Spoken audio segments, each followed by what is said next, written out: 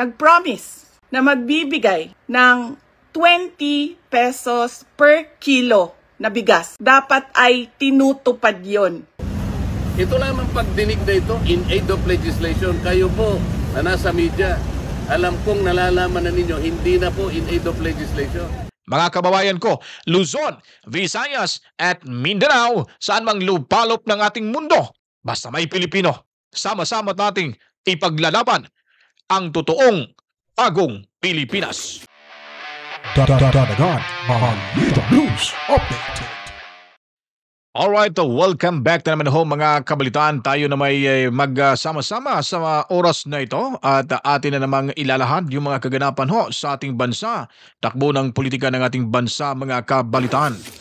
Then sa mga bagong salta, mga bagong nanonood pa lang ho, bagong bisita, huwag niyo pong kalimutan mag-subscribe na agad para lagi tayong updated sa mga kaganapan sa ating lipunan.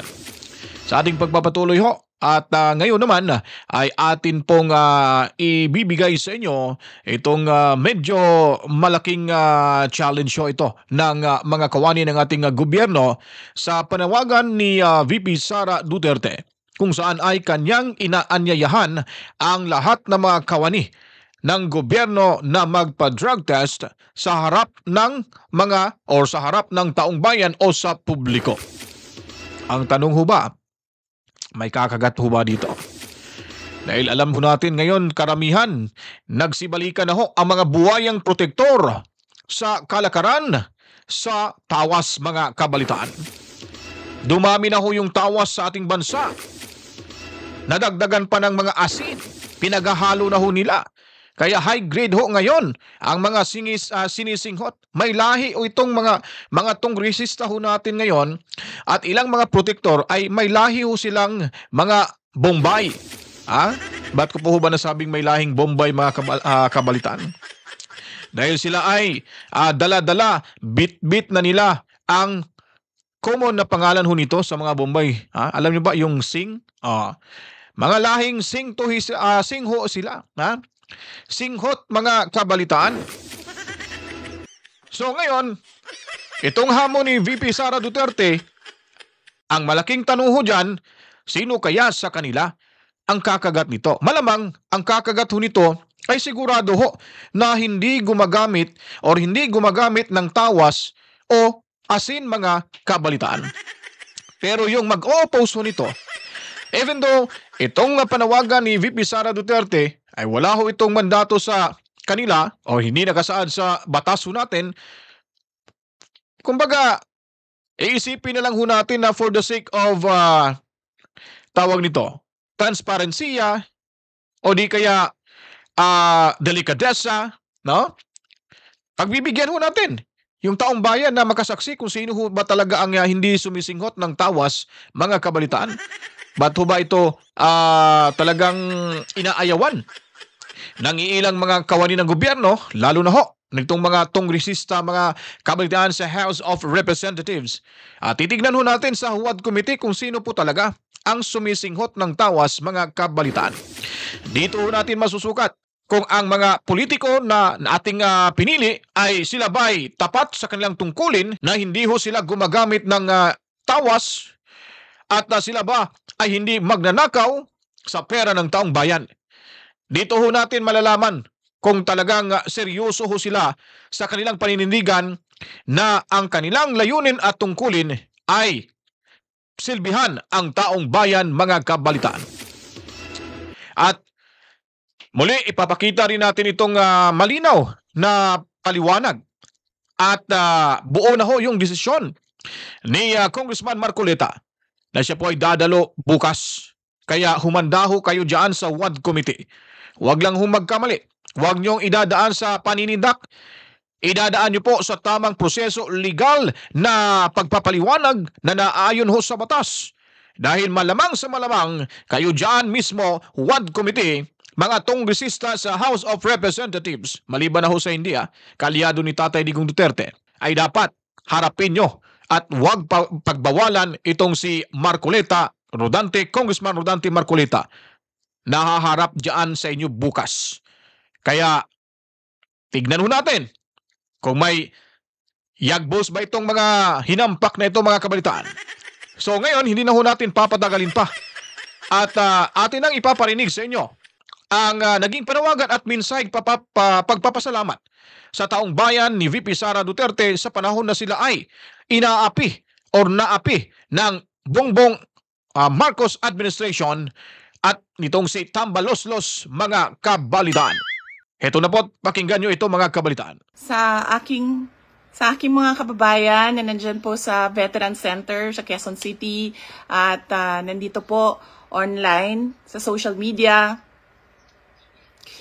nagpapasalamat po ako sa inyong suporta sa akin at nagpapasalamat po ako sa pagprotekta nyo. Unang-una po kay Yusek Zulaika Lopez at sa lahat po ng mga personnel ng Office of the Vice President. Lalong-lalo na po bukas dahil meron na naman pong hearing doon sa House of Representatives na ang Committee on Good Governance. Nagpapasalamat din po ang pamilya ni Yusek Laika Lopez, lalong-lalo na ang kanyang ina na si Nina Tanglao, sa inyong tulong sa kanyang anak, sa inyong pagbabantay sa kanya. Alam po natin, malaki po yung trauma na pinagdadaanan niya ngayon. Minsan po nakakahawa dahil po sa harassment and threat to her life. Alam ko po, busy po kayo lahat. Lahat kayo kailangan maghanap buhay dahil mahirap ang buhay ngayon. Pero nandyan kayo para magpakita at magbigay ng suporta sa akin at sa opisina ng Vice President. Gusto ko lang ipaalala sa ating mga kababayan na ayaw natin ng kaguluhan. Na tayo ay may karapatan sa peaceful assembly at tayo ay may karapatan na magsalita kung ano yung nararamdaman natin at gusto nating makita mula sa ating gobyerno. Ang gusto natin makita ay genuine public service. Kung maalala niyo po, hindi ako sumama o sumali kahit sa anumang panawagan ng pagtanggal sa Pangulong Marcos sa kanyang pwesto. Bumisita ako sa rally ng Kingdom of Jesus Christ sa Bonifacio noon dahil nakiramay o nagkipagsimpatiya ako sa kanilang nararamdaman at hirap na pinagdadaanan. Ang lagi kong panawagan sa taong bayan ay hingin, idemanda sa gobyerno na ibigay nila ang serbisyo na karapat-dapat para sa mga Pilipino. Simulan na natin sa mga campaign promises. Dapat po, pag ang politiko ay nag-promise na magbibigay ng 20 pesos per kilo na bigas, dapat ay tinutupad yon dahil binoto ka ng mga tao base sa mga sinabi mo, base sa mga kampanya mo. Kaya dapat binibigay yan lahat. Kung ano man ang sinabi ng isang tao, ng isang politiko, ng isang kandidato sa entablado, dapat nakikita yan ng taong bayan. At higit pa, dapat ang nakikita natin. Hindi tayo dapat naghihirap, hindi tayo dapat pinapahirapan, kundi dapat nagpapakitang gilas ang ating gobyerno na sila ang pinakamagaling pagdating sa hustisya at karapatan ng mga mamamayan at kabutihan, kaunlaran at peace, kalinaw, kapayapaan sa bayan. Ulitin ko, dapat hinihingi natin sa ating pamahalaan ang karapat-dapat para sa isang maunlad at mapayapang lipunan. Mga kababayan, nararamdaman ko kung ano yung matagal nyo nang nararamdaman. Sinubukan ko na magtrabaho ng maayos sa Department of Education dahil yun naman ang aking pangako sa inyo. Ginamit ko ang pangalan ko, Sara Duterte, Inday Sara Duterte. Sabi ko sa inyo, trabaho, edukasyon, mapayapang pamumuhay. Pero anong nangyari? Binastos ang budget, ang Department of Education. Hindi ko na kailangan magbigay ng ebidensya. Nakikita nyo sa General Appropriations Act, simula sa NEP, papunta sa GAB, papunta sa BICAM, papunta sa batas. Nakikita natin yon. Dapat hinihingi natin na matino ang mga namumuno sa atin. Sinabi nila, ako daw ay krung-krung. Ako daw ay baliw. Ako daw ay wala sa tamang pag-iisip. Ano bang sabi ko sa inyong lahat? Psychological test, kahit ano yan. Neuropsychiatric test, kahit anong pang test yan. Gagawin ko yan. Dagdagan ko pa ng drug test. Pero dapat magpa-drug test ang lahat ng mga nagtatrabaho sa Office of the President, sa Office of the Vice President, sa lahat ng opisina ng Senado, sa lahat ng opisina ng House of Representatives, sa lahat ng departamento ng ating bayan, ng ating pamahalaan. 'Di ba? Ano pang test ang gusto niyong idagdag ko?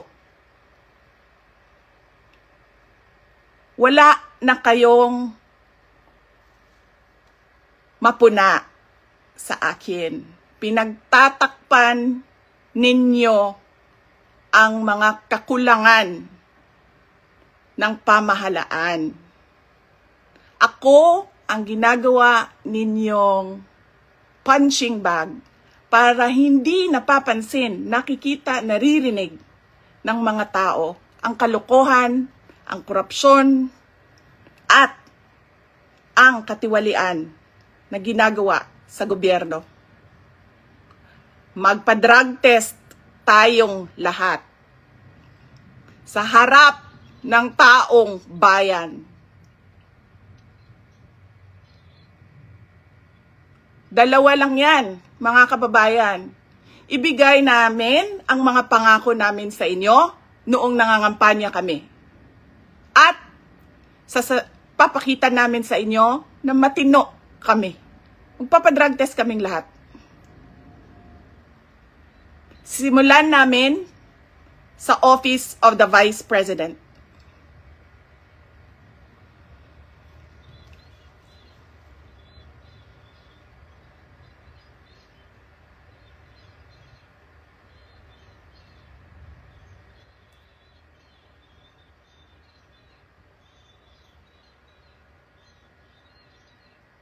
Yun, malaking hamon ho ito. Sana may kakagat. Ayaw nila tayo tigilan.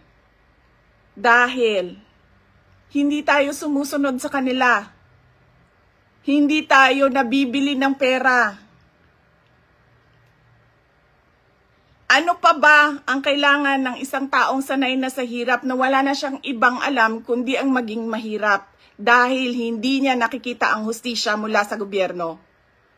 Mabibili mo pa ba yan? Hindi na. Dahil ang tao sanay sa hirap. At mali yun. Mali yun.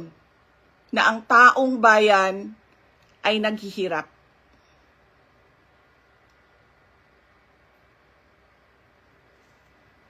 Mga kababayan, ulitin ko ang aking pagpapasalamat sa inyong suporta, sa inyong pagprotekta, at lalong-lalo na sa inyong pagmamahal. Nararamdaman ko yon.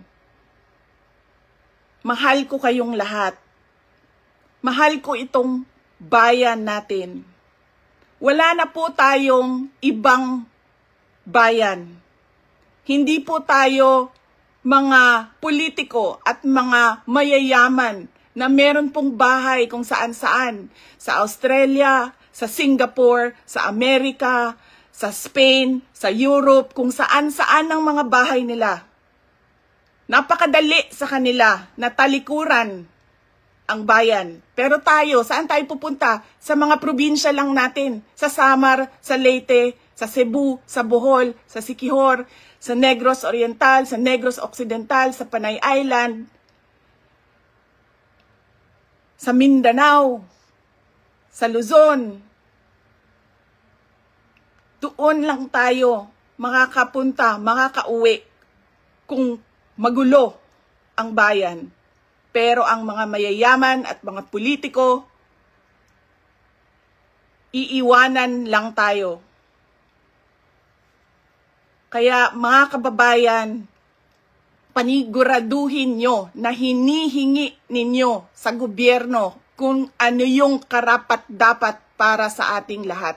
Hindi lang karapat-dapat para sa mga politiko at mayayaman. Nagpapasalamat po ako at paalala po ulit sa inyong lahat, peaceful assembly sa ilalim ng freedom of speech ang ating hangad.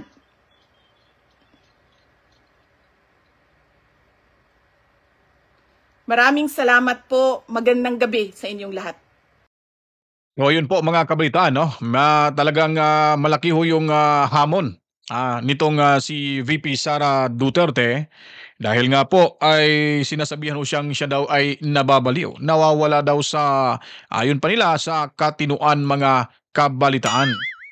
So kung nawala ho sa katinuan, ganito po ho ba magsasalita ang ating Vice Presidente kung wala na ho sa katinuan?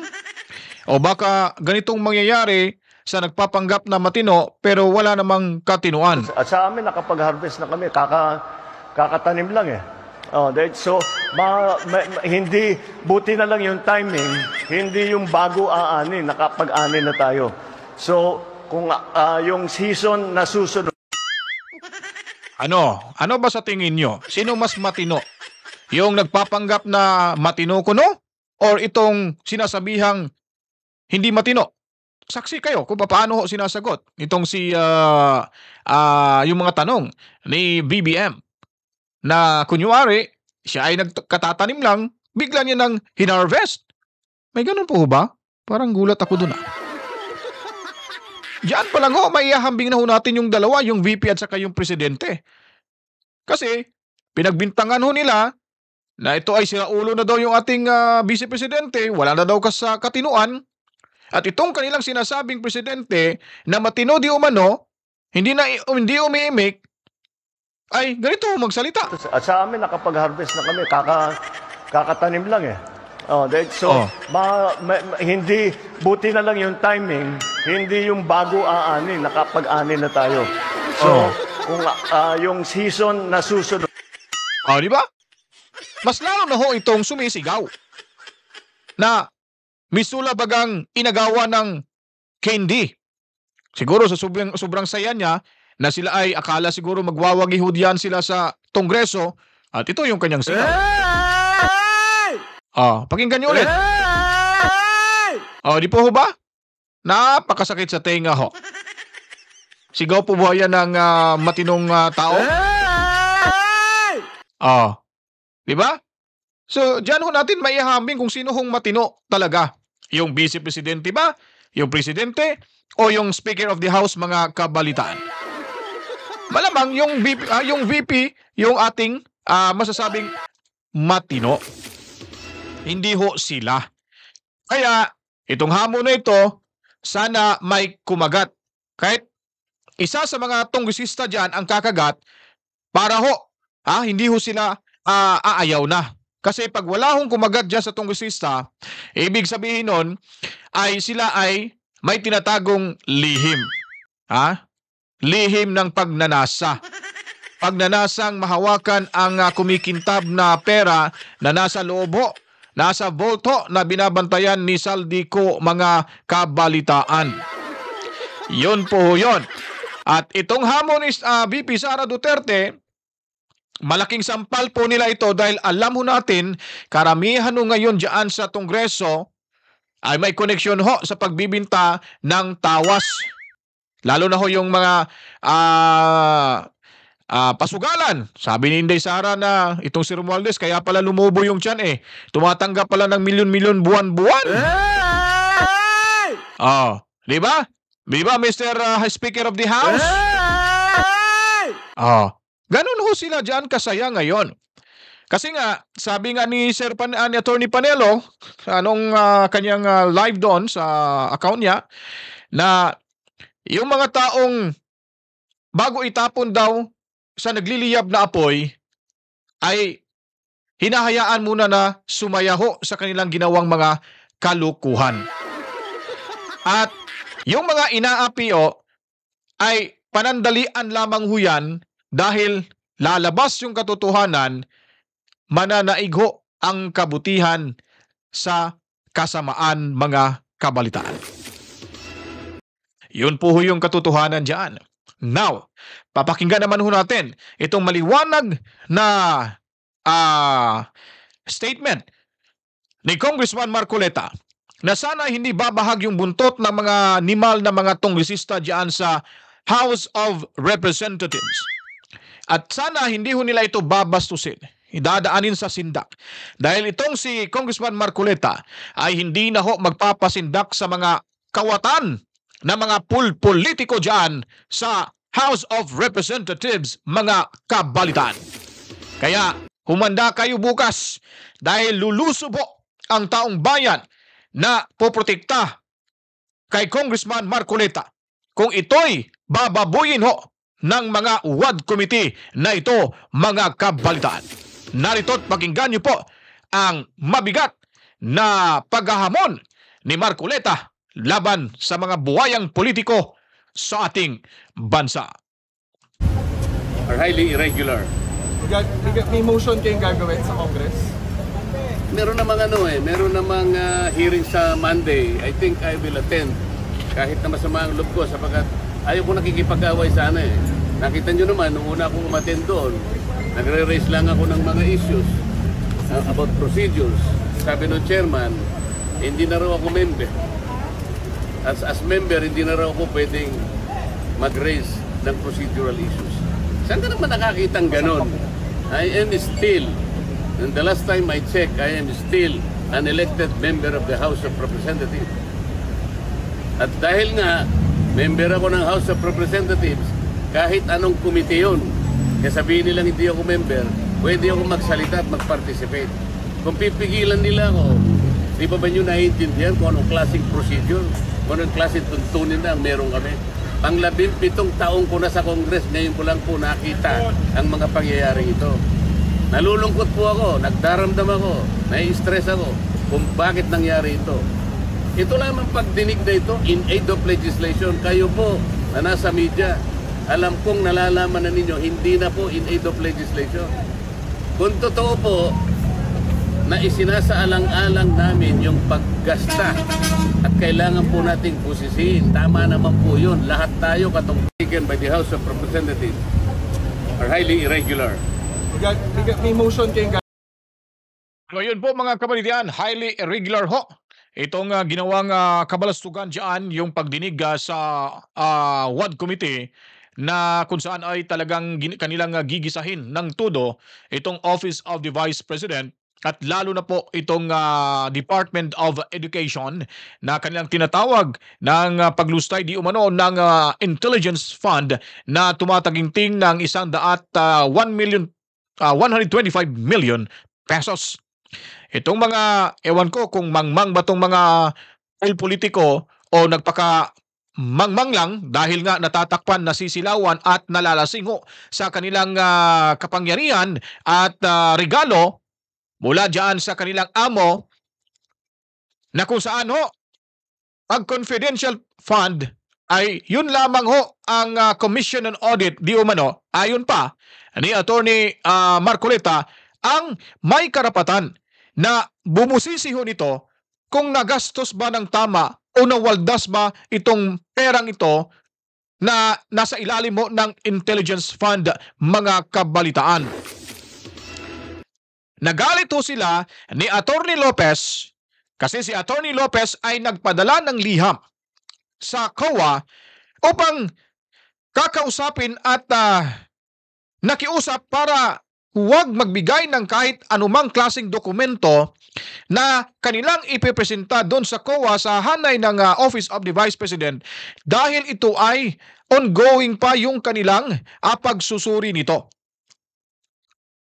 At hindi at walang karapatan ho ang WAD Committee na kukuha ho nitong mga dokumentong pinipresenta ng Office of the Vice President para ho sagutin itong mga katanungan ng COA patungkol sa intelligence fund na nagkakahalaga ng 125 million pesos, mga kabalitaan.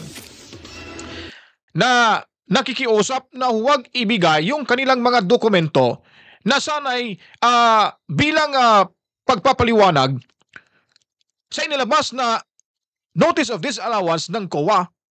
Siguro natatagalan ho itong committee na ito ay kanilang pinakiusapan na kukuha ho ng mga dokumento na in which hindi po iyan naaayon sa ating batas. Dahil ang COA ay isang independent body ho, walang sino mang makapagdikta nito. Dahil nga sa kanilang kapangyarihan na kanilang inaabuso, sinamantala ho yung kanilang kapangyarihan, ginamit nila ito para gipitin ang COA at yung COA ay makapagbigay sa kanila ng dokumento. Yun po ang ikinagalit ho ng isang convicted ng child abuse na miyembro ho ng New People's Army na nakaupo ngayon dyan sa Kongreso na si Franz Castro, mga kabalitaan. Na kumbaga, nagsiga-sigaan daw si VP Sara. Napakahina yung kukote nitong matandang ulupong na ito, mga kabalitaan. Sa bagay, hindi naman ito abogado, kaya may mga technical terms dyan na hindi niya maintindihan. Si Attorney Lopez ay ginagawa lamang ho yung kanyang tungkulin dahil hindi pa po tapos ang palugit na 6 na buwan na siyang magiging tuldoko sa usaping ito para maipakita ng COA at masabi ng COA na kung totoo o hindi man nawaldas yung 125 million pesos ng Office of the Vice President, mga kabalitaan. At sinabi na ho ng COA na wala ho silang nakitang discrepancies dahil po ay kumpleto sa mga dokumento ang Office of the Vice President patungkol ho sa confidential fund. Dahil hindi ho nila magawa-gawang ma-impeach ho itong si Inday Sara Duterte kahit ano na lang yung mga akusasyon para lang mapakinggan ho dyan sa WAD Committee para ipamuka sa taong bayan na itong si Sara Inday ay siraulo, magnanakaw at kung ano-ano pa. Pero hindi ho nila alam na hindi na ho sila kapani-paniwala dahil wala na hong integridad itong WAD Committee na ito. Hindi ho sila mga abogado dyan at ginawa ho nilang korte ngayon ang pagdinig na iyan ang naturang pa pinag-uusapan ho nila dahil nga po desperado na itong WAD Committee dahil alam at nakikita na ho nila na ang taong bayan na ay ang siyang lumapit at nagpakita ng suporta kay VP Sara Duterte. malamang sa malamang sila ay takot na. Si Abante, inamin niya na takot na siya ngayon baka magiging presidente o pagdating sa panahon na maging presidente yung ating vice presidente ay siya'y babalikan ho. Kaya laylo ho siya ngayon sa panggigipit. At kasama pa rin hanggang ngayon ito sa WAD Committee, itong matandang ulupong na para bagang kalab team ito ni Franz Castro, mga kabalitaan. Nakakahiya, ha? Sabi pa ni Abante na malaki daw ang boto na ibinigay niya kay Tatay Digong Duterte, kalaunay ikinantaho ito ng kanyang mga kaanib ng kanyang simbahang Baptist na hindi pala si Tatay Digong ang kanilang ibinoto, kundi ang mga makadilaw. Kumbaga si Lene at si Mar Rojas, mga kabalitaan. Mantakin mo ho yan. Ha? Pastor? Puno ng kasinungalingan, mga kabalitaan, puno pa ng mga, yung luxury car niya, yung mga relos niya, at kung ano-ano pa. Magkano lang ba sinasahod ng mga kongresista niya? Sabihin na lang natin na 100,000? Buwan-buwan? Or kaya 200,000 buwan-buwan? Kaya niya kayang bilhin yung nagkakahalaga ng 24 million pesos na sasakyan? Sa ilang taon pa lang ho, mga kabalitaan. Kahit sabihin natin na pang last term na ho nila dyan. Pero kaya ba na bilhin yung ganung halaga? Na sila ay naglilingkod sa bayan? Na kung magkano lang yung kanang sinasahod, mga kabalitaan? Kaya, itong sa Congress, kailangan palitan na ho natin to. Kaya ho tayo naghihirap eh. Yun ang dahilan, sinasabi nilang naghihirap na yung bansa. Ba't hindi maghihirap yung taong bayan? Yung pera ng taong bayan, ilang mga politiko ngayon ang nakikinabang ho diyan, hindi ho yung kapakanan ng karamihan at ng ating bayan. Kaya abangan nyo bukas. Puntahan nyo doon sa Batasang Pambansa. Pupunta ho tayo doon pag may pagkakataon, mga kabalitaan. Para at least mapakita ho ng suporta, lahat ng mga supporters ng DDS. Bantayan ho natin si Congressman Marcoleta kung ito ba'y bababuyin dyan ng mga kongresista, mga kabalitaan. Kasi nga, delikado ho pag ito'y nakaharap ni Congressman Marcoleta, kasi itong mga ganitong klase, para magiging, parang sila rin nito. Baka ito rin sila. At sa amin, nakapag-harvest na kami. Kakatanim lang eh. So, hindi, buti na lang yung timing, hindi yung bago aanin, nakapag-ani na tayo. Di po so, ba? Kung yung season na susunod, may 5,000 pang dagdag. 5,000 pesos. Nakakatakot ho yun, mga kabalitaan. Kaya abangan ho natin bukas. Kita-kits tayo bukas. At susundan ho natin ito. Kung anong magiging pambala ho ng ating mga kongresista diyan, isa laban sa ilan ho sila diyan. Abogado ho ito. Hindi basta-bastang abogado na dito lang sa Pilipinas nagtapos. Harvard University ho ito galing, mga kabalitaan, for your information. Kumpara ho dyan sa mga taong membro ng NPA, ano bang klase mga profesyon na meron ho sila, pero pag-usapan yung batas, tagilid ho itong mga kongresista, mga kabalitaan. Kaya kung nagustuhan nyo po itong video nito, yung ating video presentations, dito ho sa Danagan Balita Reaction Video News Update, mag-subscribe na at i-share ito at i-like at mag-comment na rin para tayong lahat updated sa mga kaganapan sa ating lipunan. Mga kababayan ko, Luzon, Visayas at Mindanao, saan mang lupalop ng ating mundo.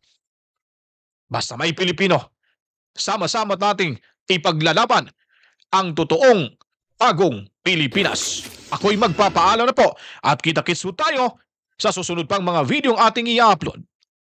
To God be the glory. Mama, chip chip. Peace out.